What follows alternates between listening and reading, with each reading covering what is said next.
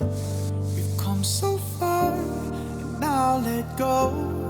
Let the feeling take its toll. We've worked so hard, now don't you know? This is music for the soul. Alright everybody, I'm pretty excited today, not just because I'm testing on new luxury makeup, but also because I have a slightly different equipment setup today. I've got a new camera, new microphone.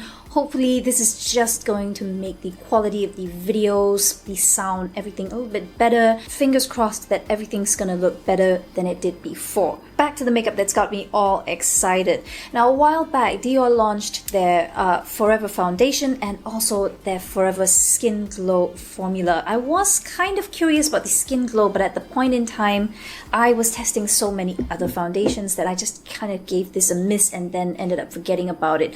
Now, this year, they have come up with the Forever Skin Correctors. Now, despite the chunky packaging, this contains 11 milliliters of product, which is less than my Too Faced Born This Way concealer at 15 milliliters. It's still a decent amount, but just don't be fooled into paying more simply because you think this has a huge amount of concealer in it. This claims to give up to 24 hours of high coverage. It's supposed to be great for under the eyes, any localized redness, blemishes, and imperfections without settling into facial lines, for a flawless complexion from morning to night. Now, you guys know that if any concealer makes any anti-creasing claim, I am going to be doing a lot of face scrunching and squinting later just to put it to the test. I will also be wearing it for several hours, so I will do a check-in at the end of the day just to let you guys know if anything is broken down, if it started to crease or gather around my fine lines. Now, just to get a fairer test going today, I am wearing the concealer alone under this eye, and I have layered it on top of Forever Skin Glow Foundation on this side. So if there's any difference in the wear time or in how it creases or sits around my fine lines, you'll be able to see it. I wear a 2N for Dior foundation, so I do have the corrector in both 2N and also 1N. Now, obviously, I am not advocating that you have to go out and buy 2 shades of Dior concealer.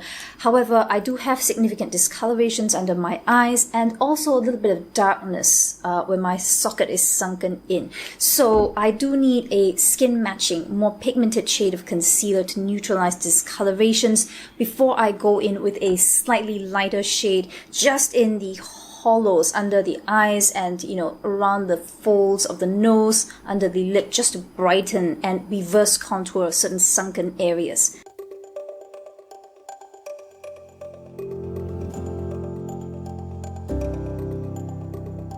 Take me to the streets so I can celebrate. Never knew a feeling better than today. It means to a beginning of a brighter day. Letting in the feeling, mending what we break. Find the solace in the dissonance. You control the way you see the world. We've come so far, and now let go. Let the feeling take its toll. Worked so hard, now don't you know? This is music for the soul. Let the music take control.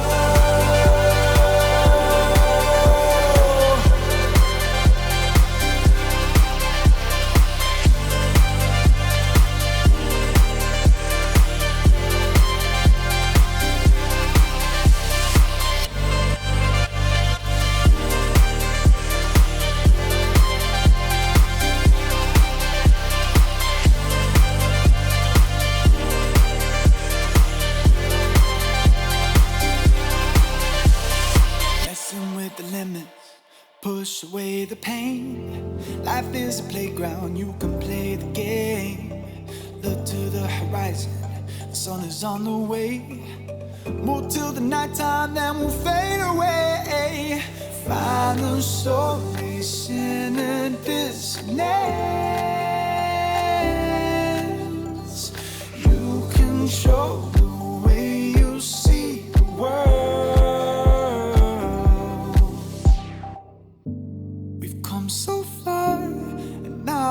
let go. Let the feeling take its toll. We've worked so hard, now don't you know? This is music for the soul. Let the music take control.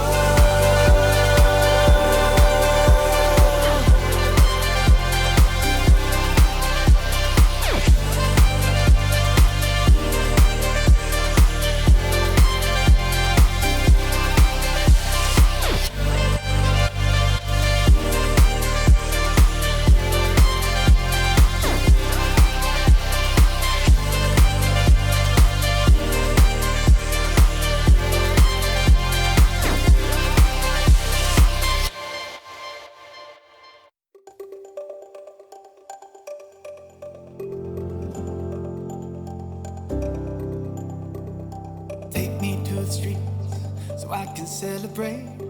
Never knew a feeling better than today. Means to a beginning of a brighter day. Letting in a feeling, mending what we break.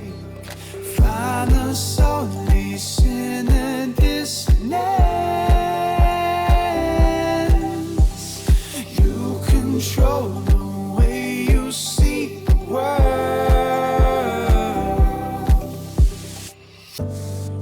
So far, and now let go.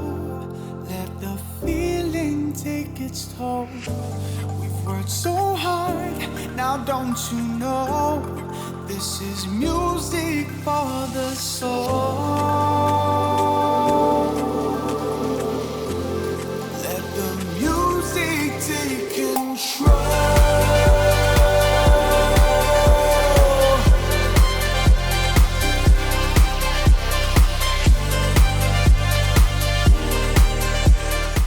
That is the makeup done. I do, as always, love the formula of the Dior eyeshadows. They have pigment, but they are not that kind of really soft pressed formula that's going to just dust all over the place. These are firmer pressed, so there's hardly any fallout at all, and you do need to spend a little bit of time building up the color. The higher end luxury brands do not go the route of those really soft, really dusty pigments that you may see from brands like Natasha Denona and Anastasia Beverly Hills. Not that either one is bad. I mean, I love both of them equally, but this is just a little bit easier to control if you're a newbie to makeup and you're not quite sure how to blend and build pigments. Now, just on 689 Mitzah alone, I feel that the colors are beautiful. However, the two metallics on the top are just a little bit too close to one another to really show up very well on the lid. Obviously, it's a different tone. One is gold, the other is copper. However, I would love to see this golden bronze shade just a little bit paler because it would give a little bit more pop and vibrancy and more contrast against the other brown tone shades in here. As for the iconic Overcurl Glitter Mascara 074, I mean, this is just a fun thing if you are a collector and you just want to play around with it. I do personally feel that it works way better in the brows than in my lashes. I don't have the thickest, darkest lashes in the world. If you do, maybe this will look really great on you. For me, I was kind of like just building 2, 3, 4 coats of this just to get a smattering of sparkles across my eyes, and it ended up just kind of removing a little bit of my black mascara underneath. On the brows, if you want special effects, glitter brows, I mean, this is fun. Is it fun enough to pay a Dior price tag for what is essentially clear glitter mascara? Well, I would say it depends on your budget, but for me, this would be a pass. As for the concealer, it's been about an hour and it hasn't really creased much at all. Maybe a teeny tiny fold right under the eye here where my laugh lines start, but even with me squinting and scrunching up my face earlier, it has not really cracked or gathered noticeably around my fine lines, which is pretty impressive, I have to say. Now, it's feeling very, very textureless. It's very light, but it's got very high coverage for what it is. So far, I'm impressed. Of course, this all means nothing if it doesn't last for a significant portion of the day. So I'm going to head off now and I will check back in at the end of the night to let you guys know if it's held up. Alright guys, it is 5:22 p.m. I've been wearing this concealer for about 7 hours plus at this point. Let's zoom in and take a closer look. No major creasing, no cracking around my expression lines. It is not gathering around them either. Nothing is coming off, nothing is moving, so I am pretty amazed at how well this has worn and just how fresh it still looks. Now bear in mind that I do have dry skin under my eyes, so obviously it is looking slightly dry by this point. It's not a particularly moisturizing feeling, not in the way that say It Cosmetics Bye Bye Under Eye concealers are. However, it has remained very comfortable. It has not gone all dry and patchy like some matte concealers will after a few hours on my skin. Now let's just do one final crease test before we go, shall we? Are you guys seeing this?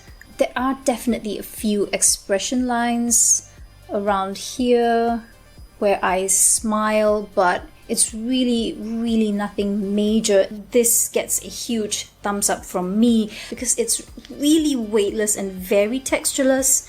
I wouldn't call this full coverage like Dior claims. I think this is kind of like a high medium and it's buildable.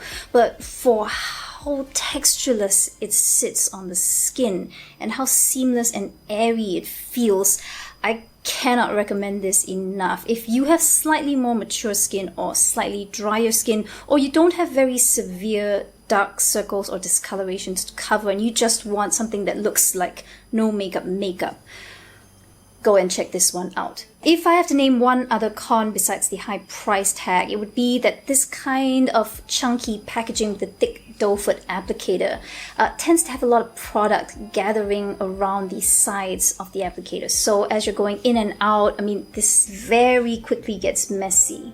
Is this a new holy grail? I think it would be a little bit hasty to jump to that conclusion after just one day of wear test, but it's up there. It's really up there, and I can see myself wearing this continuously over the next few weeks.